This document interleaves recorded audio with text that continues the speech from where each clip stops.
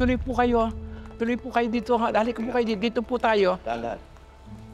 Ay, Tindeng! Andito na sila. Magandang umaga po. Magandang umaga Ay, po. ako po si Roda. Ako po ang campaign manager ni Tanggol. Ito naman po ay si Tindeng, ang lola ni Tanggol. Si Mang Alfredo po, siya po ang may-ari ng bahay. Hali po, tuloy po kayo. Tuloy po kayo. Roda, sila yung mga testigo natin. Nakakausap na namin sila. Mga guro din ho sila, kagaya ko. Nandun ho sila sa mga presinto nung sumugod yung mga armadong lalaki.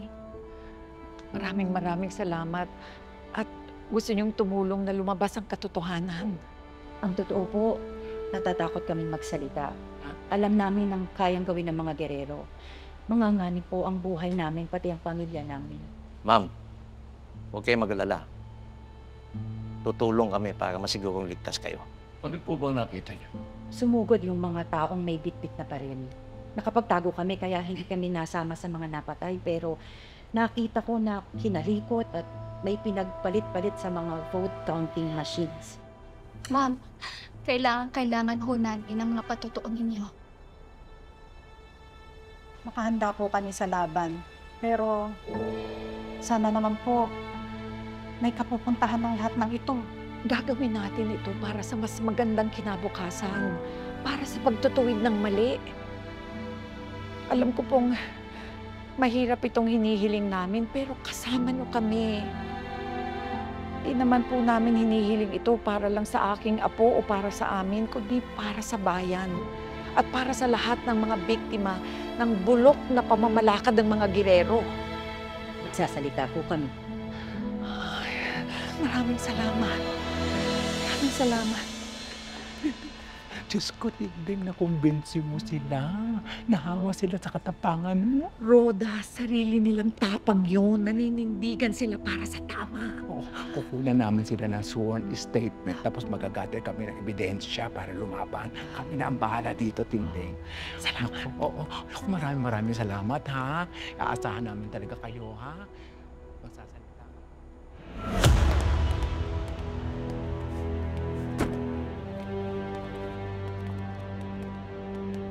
Gong, Jared. Snake.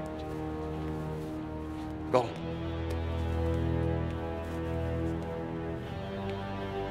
Jason, may dugo pa. Give me them. What are we waiting for, Kuya? Let's get the show on the road. Ako na magsasalita sa press con. Sigurado ka? Of course. I'm the new mayor. And the mayor should address the public. Let's go, boys.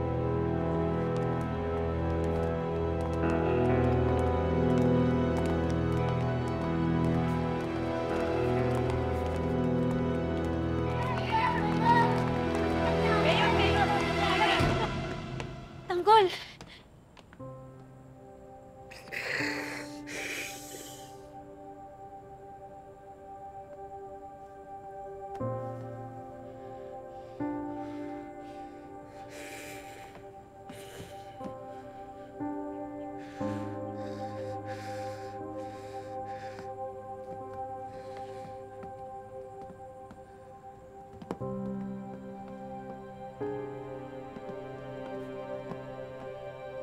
Tanggol? May nangyari ba? Bakit ganyan yung mga suot niyo? Daming nangyari. Sinugod kami ng mga kirero. Nagkaratrata na to. Ang daming namatay. Pati nga si Boss Ramon eh. Yung tatay ni Tanggol. Pinali niya yung mga rigor. Sabi ko na nga ba eh. Kapag nakabalik sa pwesto mga gerero, gaganti sa atin yun. Ibig sabihin, delikado tayo lahat dito. Ano na ngayon yung plano mo, Tanggol? Wala na kaming ibang mapupuntahan. Tsaka pinaghahanap kami ng mga pulis, kaya pasensya na, naisip namin na dito na muna sa inyo tumuloy. Dito? Dito kayo tutuloy? Eh di lahat kami dito, madadami sa gulo nyo? Huwag ka nga ganyan, Ling. Alam mo naman, kailangan na ng tulong natin, di ba? Nag-iisip ka ba, Andoy? Lahat tayo dito mapapahamak. Hindi tayo mapapahamak! Tahimik ka!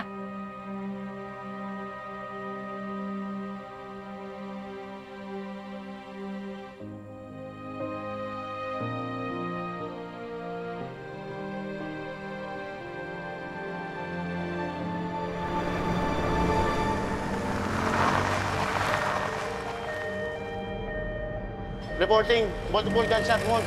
Late 50s, unconscious, BP's dropping fast. Diretso na sa OR. High-profile criminal po, pasyente.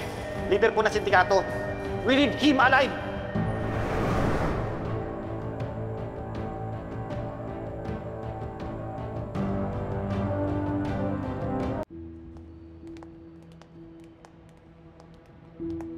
Mayor. Teniente.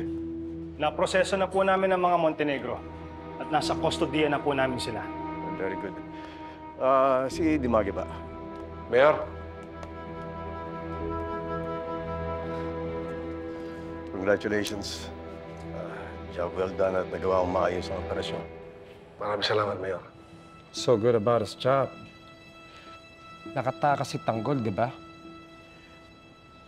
Alam mo, ang mahalaga dito, halos karamihan ng mga Montenegro ay nasa kustodiya na. Lalong-lalo niyan si Ramon Montenegro. By the way, asan si Ramon? Nasa ospital, Mayor, nagpapagaling. Pero nagpadagdag na ako ng mga tawad para bantayan siya. Mamaya-maya lang, papunta na rin kami doon. Yung mga katulad ni Ramon Montenegro, yan ang salot sa lungsod. Sumisira ng kinabukasan ng kabataan. Hindi yan bagay dito sa Manila. Kung ako lang masusunod, Mayor, tagal ko nang niliging sa tanas na yun. Pero alam ko, lahat tayo may susunod na batas. Pero kung hindi, wala tayong pinagkaiba sa mga yun. Yan naman ang gusto ko sa'yo, Dimagi pa eh. Hindi nagigiba ang iyong prinsipyo. Kaya nga't karapat-dapat ka na talagang ma-promote na. Maraming salamat, Mayor. Mayor, kanina pa po naghihintay yung mga press. Gusto po sana kayong hingan ng statement tungkol sa nangyaring raid. Tara po. Perfect. It's about time na expose na natin si Tanggol sa lahat ng mga tao. Teniente, i-line up mo yung mga akusado. Gusto kong ibandera mo sila sa harap ng press. Di magiba? Teniente, ano pa tinatayo-tayo mo dyan? Move! Sige po. Mendoza, sumama ko. Sir. Saan ba yung press ko na to? Dito po. Let's go.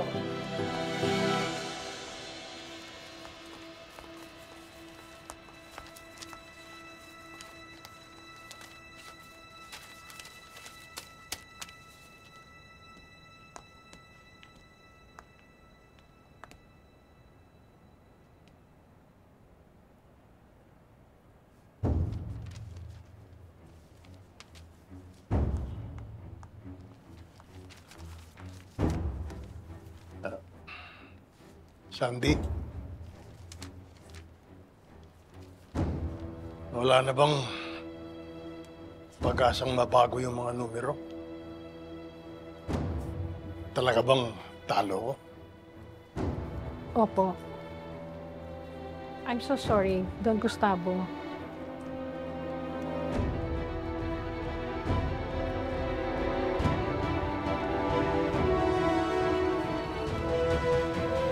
Ma'am Sandy, tingnan niyo po ito.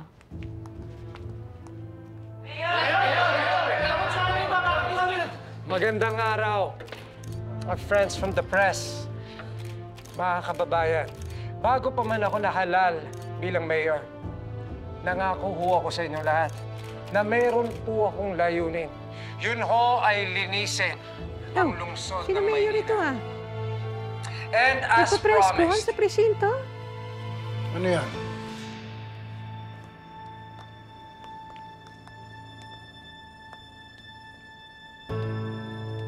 ipapakilala namin sa buong bansa ang mga miyembro ng Montenegro Drug Syndicate. Matilde! Matilde! Oh. Halika. tingnan mo to. May ginawa na naman ang mga gerero.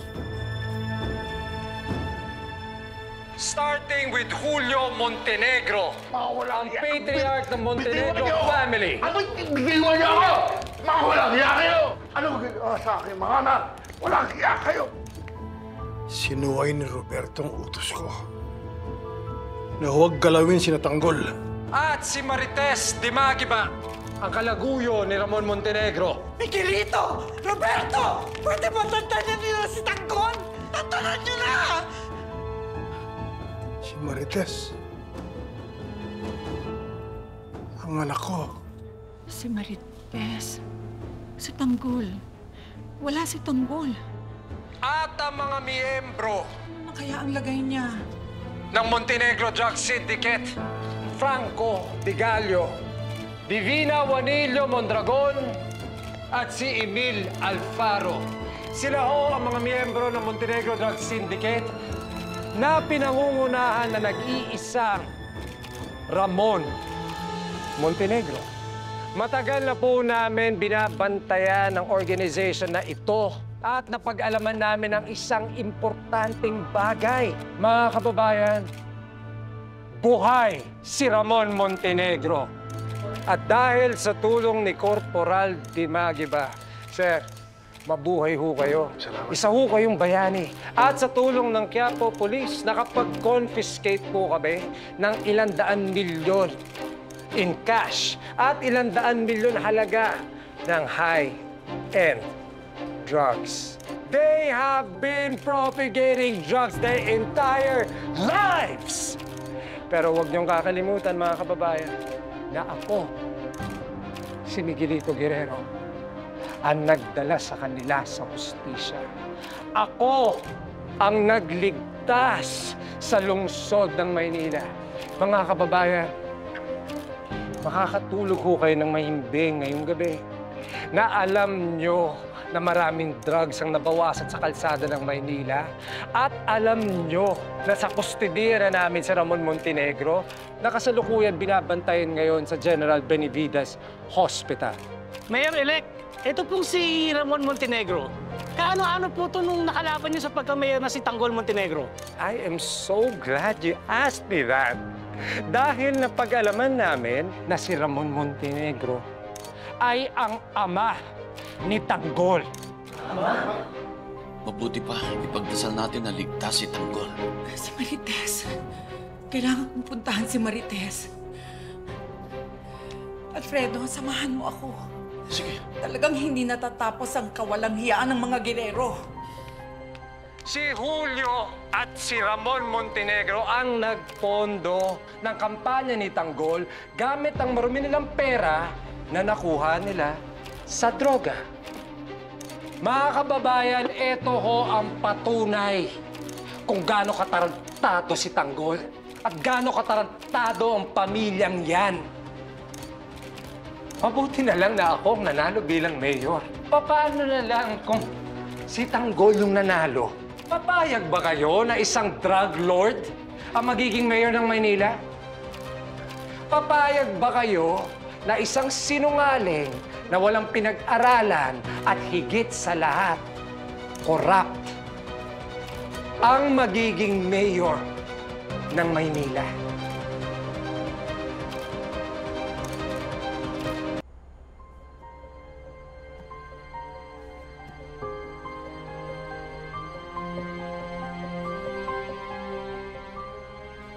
Santino! Oh. Bakit?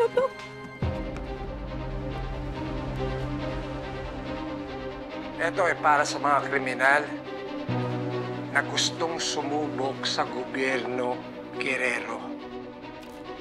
Matakot na kayo. Dahil sa gobyerno Guerrero, wala akong sinasanto. Kahit sarili kong pamilya na si Vice Mayor Olivia, hindi ko kinayang palampasin.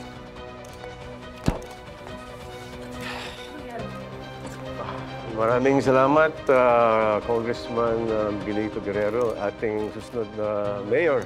Ito na po ang aming masishare sa inyo sa araw na to at maraming pong salamat sa inyong pagdalo. Hindi. Kailangan nilang malaman to, Mayor Roberto. They need to know the truth. It pains me to admit this. Pero si Vice Mayor Olivia ay kakuntsaba ng mga Montenegro. Lumalabas siya ang naging protektor ng Montenegro Drug Syndicate. At hindi na rin ako nagulat sa huli kung bakit siya tumakbo sa mga drug lord na ito. It saddens me to say this, but my tita Olivia, she was a drug addict. Pati na rin yung anak niyang si Inigo.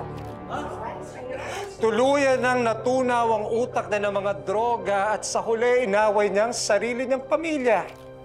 Inaway niya ang sarili niyang kapatid. And it saddens me to say this even more so, but we lost our Tita Olivia today. Nadamay ho siya sa raid. Ano? Ano ginawa kay Olivia? Ano?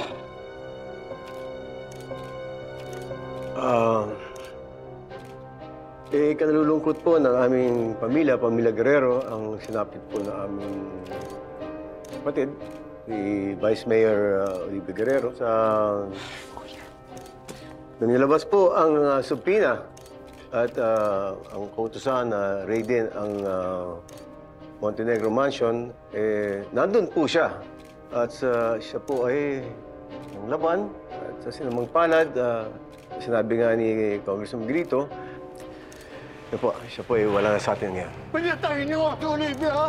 Ano ginawa niyo? Pinatay niyo! Magbabayad kayo! Magbabayad kayo! Shut your mouth! Maulang iya kayo!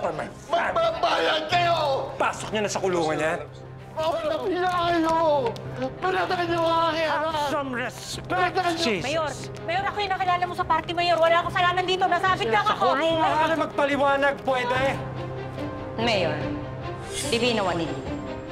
Partner ako ni Tanggol sa mga negosyo niya.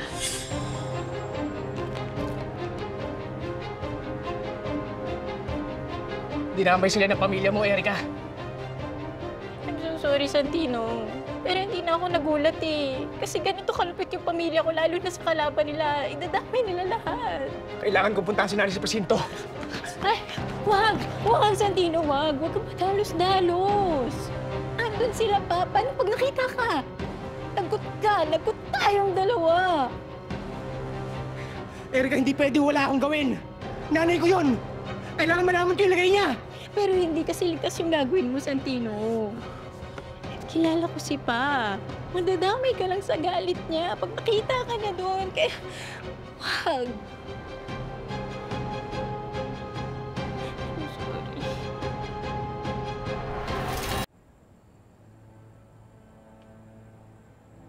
Tanggol.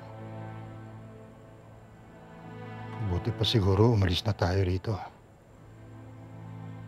Pumunta tayo ng Mindoro. Sumama na kayo. Hindi ako alis ng Maynila.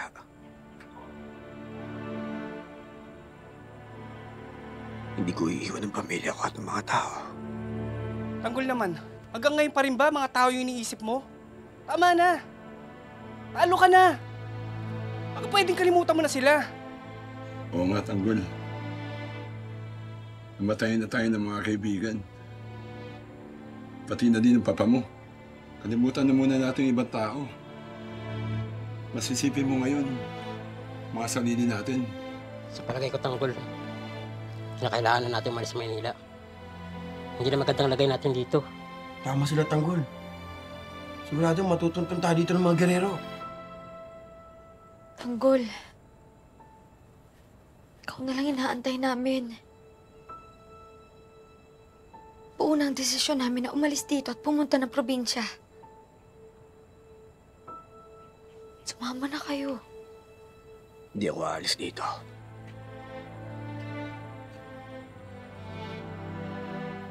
Hindi ko iiwan ang pamilya ko at ang mga tao. Ipaglalaban ko kung anong tama. Gaganti ako sa mga gerero. Ipag-iiganti ko ang kapatid ko at ang papa ko. I'm sorry, ladies and gentlemen. Ganun lang talaga ako pagdating sa mga kriminal. May isa pa akong mensahe. Para kay Tanggol. Tanggol, nakikiusap ako sa'yo, sumuko ka na. Dahil kahit saan ka pa magtago, I will find you. At sisiguraduhin ko, mananagot ka sa batas.